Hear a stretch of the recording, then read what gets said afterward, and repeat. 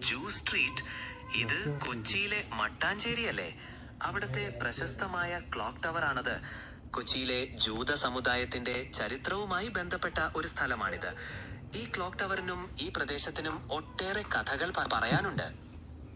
കഥ പറഞ്ഞു തരുമോ? തീർച്ചയായും.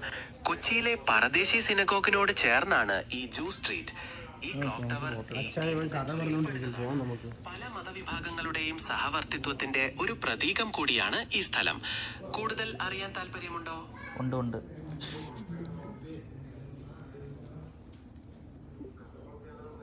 എന്നാൽ ഈ പ്രദേശത്തെക്കുറിച്ച് കൂടുതൽ വിവരങ്ങൾ നൽകാം.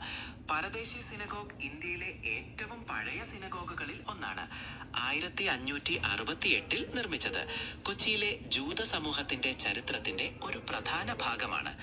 ഈ സ്ട്രീറ്റിൽ ധാരാളം ആന്റീക് ഷോപ്പുകളും കഫേകളും ഉണ്ട്.